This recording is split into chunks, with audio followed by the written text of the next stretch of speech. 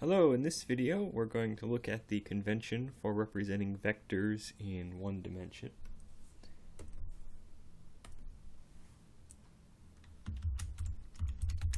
In particular, in this section we're going to be looking at three quantities that are vectors: displacement, velocity, and acceleration.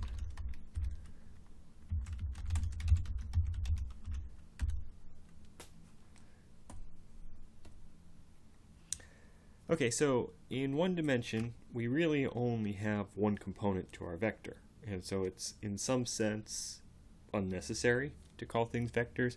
We're going to do that nonetheless because it'll extend over to two dimensions. But it's something to keep in mind in one dimension.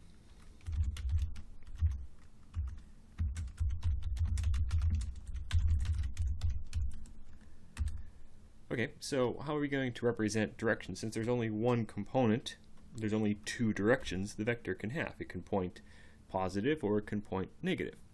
And so we give the direction of our vector in terms of just the sign.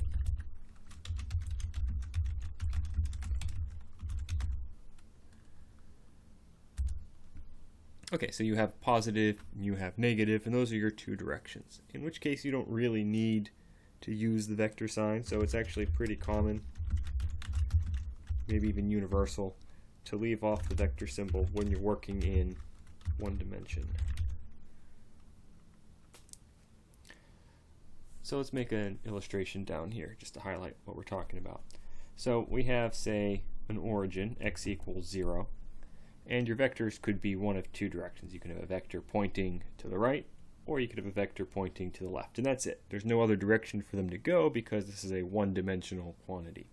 And so we represent the different directions with either positive or negative. So if we have motion along a horizontal line like sketched here, typically you'd put positive on the right and negative on the left, although that's just an arbitrary convention. There's no reason that you couldn't put positive on the left and negative on the right.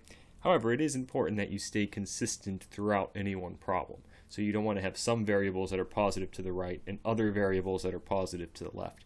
You either want them all to be positive to the right or all to be positive to the left. All right, until next time.